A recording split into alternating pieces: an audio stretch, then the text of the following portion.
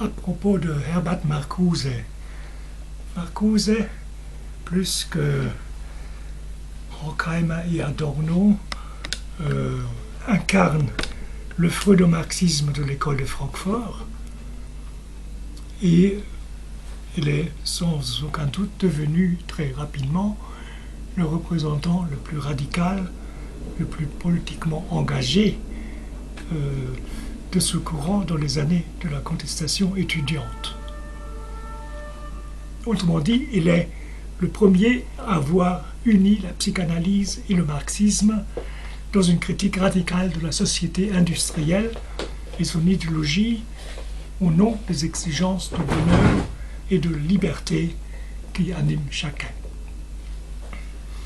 Eros et civilisation est la première œuvre dans laquelle Marcuse réalise cette union théorique de Marx et de Freud à travers une lecture originale des textes de Freud sur la culture, notamment dans son livre « Le malaise de la civilisation » de 1929, où il trouve là une tentative de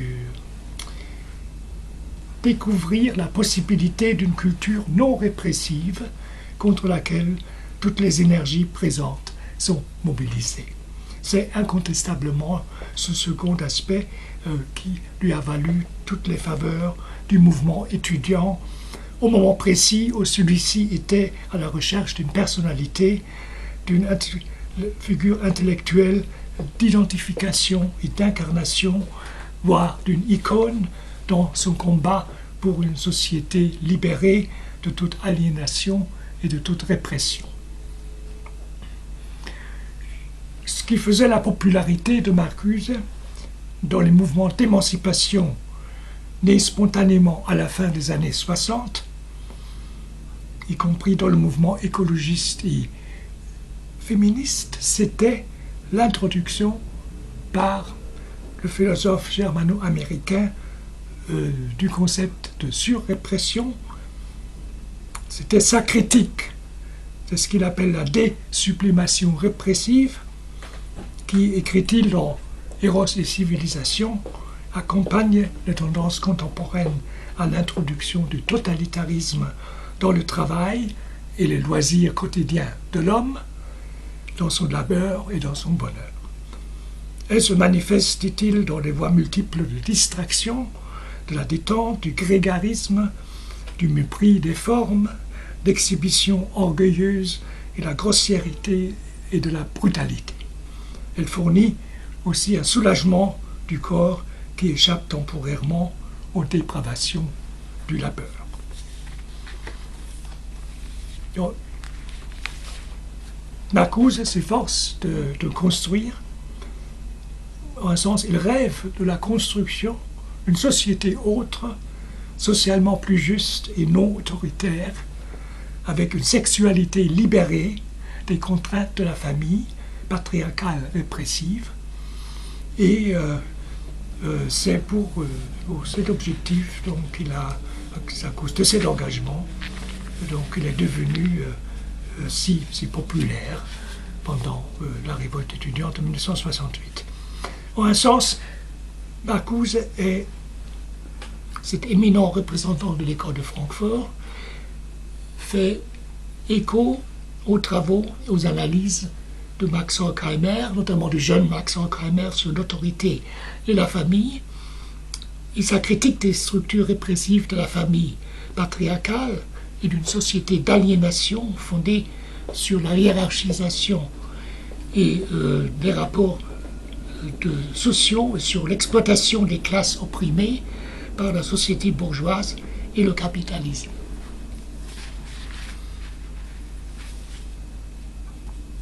Donc, il souligne dans le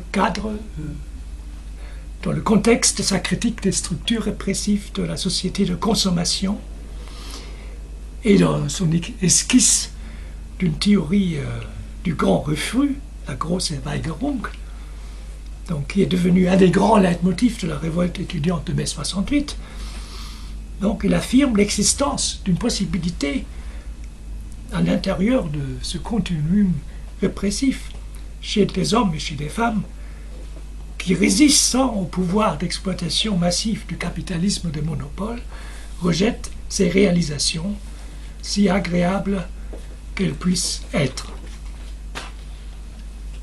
En proclamant la contestation permanente, donc ceux qui portent cette révolte contre le système, donc le grand refus, donc ils affirment qu'ils ont dénoncé l'empreinte de la répression sociale jusque dans les expressions les plus sublimes et spectaculaires, les réalisations, jusque dans les plus spectaculaires réalisations du progrès technique, ils ont de nouveau dressé un spectre, c'est-à-dire le spectre d'une révolution qui tient pour secondaire le développement des forces productives et la croissance du niveau de vie, s'attachant avant tout à la création d'une solidarité réelle de l'espèce humaine, à l'élimination de la pauvreté et de la misère au-delà de toute frontière nationale et de toute zone d'intérêt à la construction de la paix.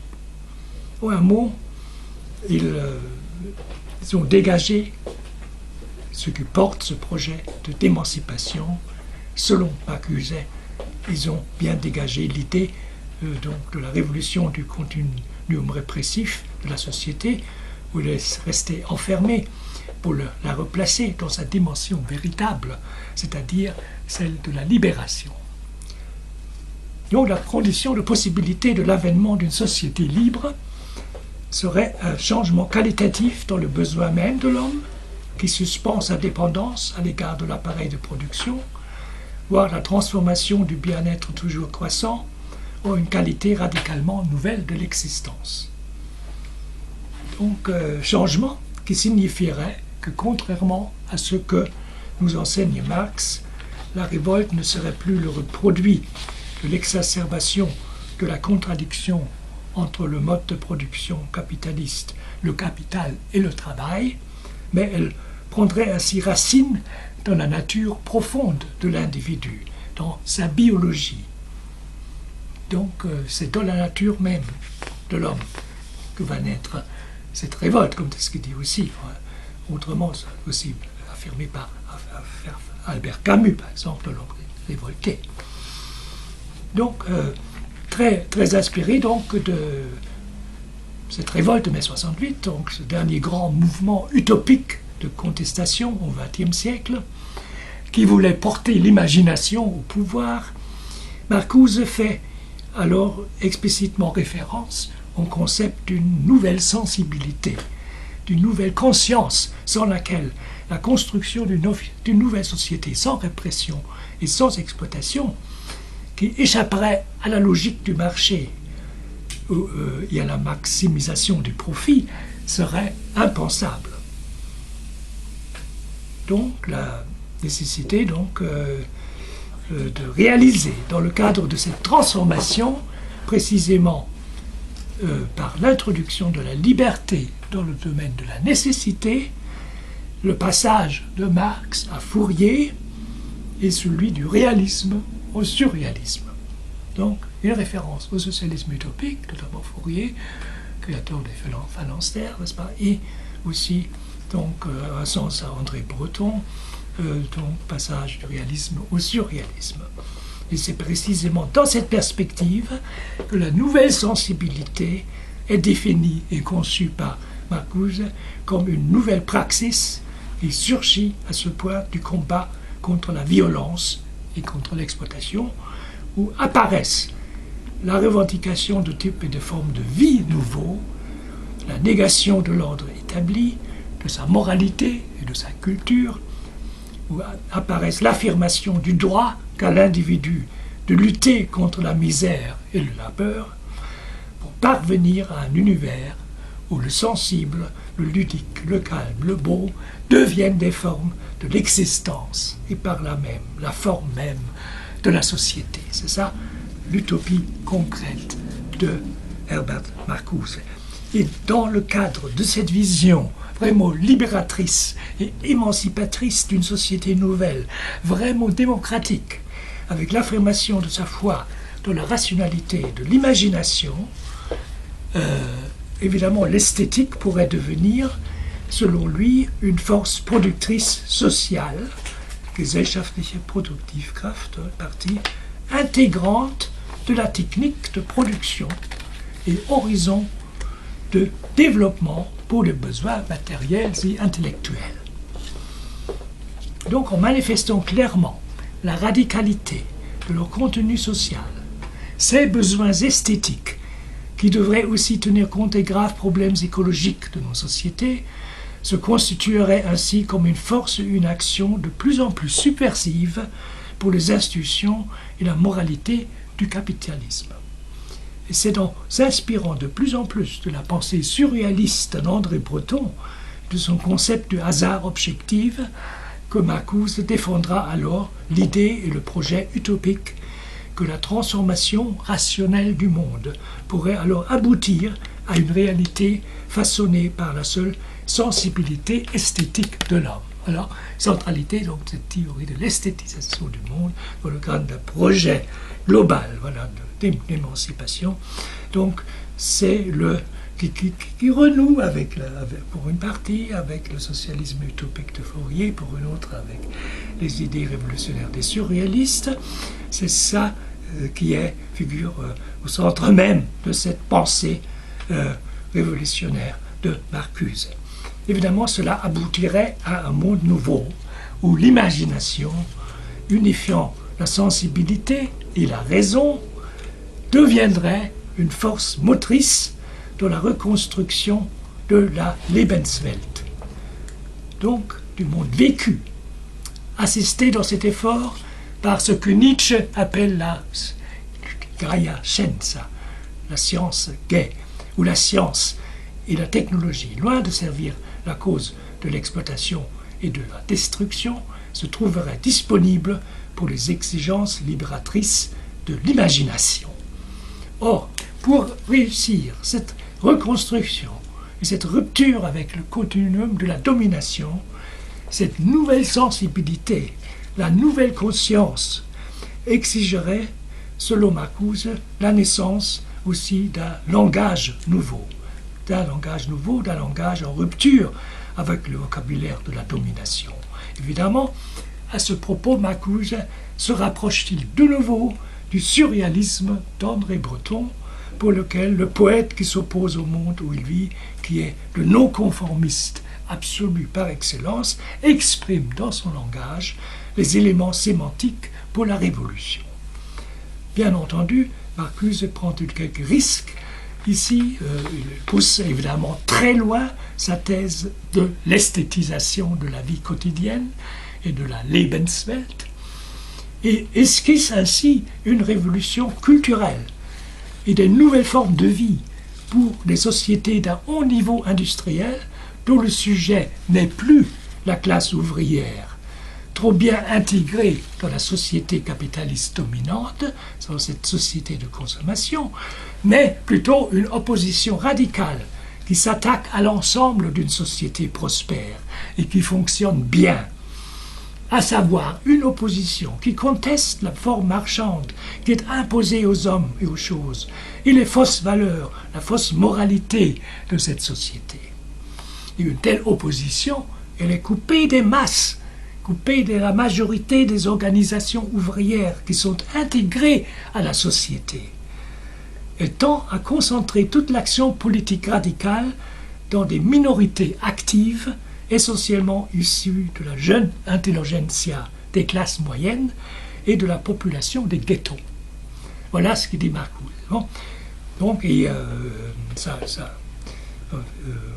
je renvoie, n'est-ce pas, à son livre, évidemment, sur l'homme unidimensionnel, où ces idées sont très très clairement exprimées.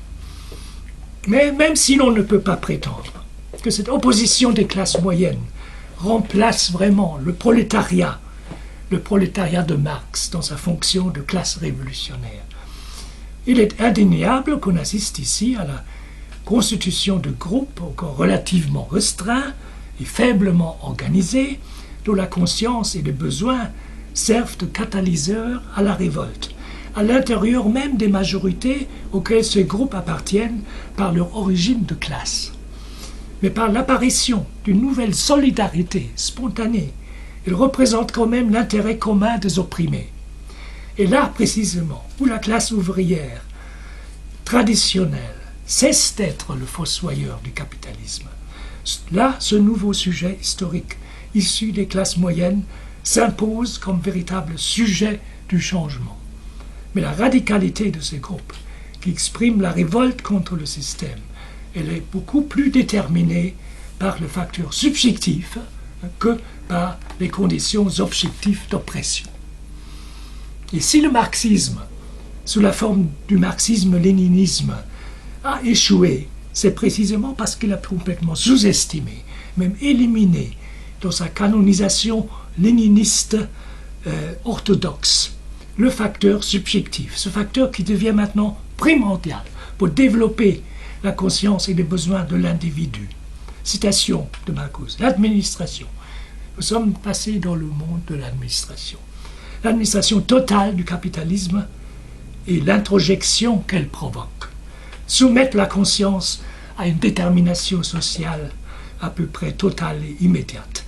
Elle la fonde directement. Et dans ces conditions, le changement radical de la conscience devient les débuts, le premier pas vers le changement de l'existence sociale, vers l'apparition d'un nouveau sujet.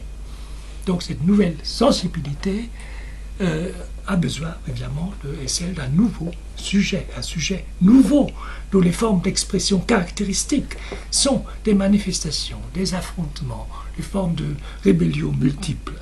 Et c'est le résultat d'une situation où la classe ouvrière n'a certes pas perdu vraiment son rôle historique classique, mais où sa radicalisation, comme on l'a vu pendant les événements de mai 68, notamment en France, dépendra de catalyseurs extérieurs à elle, vu qu'elle a été intégrée dans la société de consommation capitaliste et qu'elle assume en cette période de stabilisation une fonction stabilisatrice et conservatrice. Tandis que les masses travailleuses sont paralysées, aussi à cause de la politique parlementariste menée par les partis traditionnels de la classe ouvrière, ce facteur subjectif révolutionnaire, cette nouvelle conscience politique s'incarne plutôt, selon Marcuse, dans la jeune intelligentsia non conformiste issue des classes moyennes, et en ce qui concerne les États-Unis, par exemple, dans la population des ghettos représentant une semblable force de rébellion.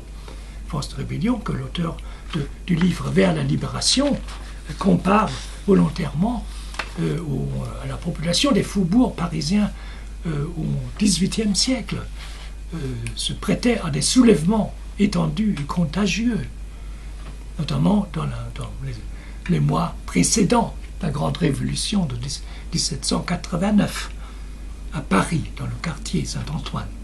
Et ainsi est née dans l'histoire sociale et politique des décennies suivantes, comme la publication du livre de Marcuse l'a confirmé, donc une nouvelle classe ouvrière constituée par une fraction considérable de la population étudiante, apte à frapper par sa révolte la société à un endroit sensible.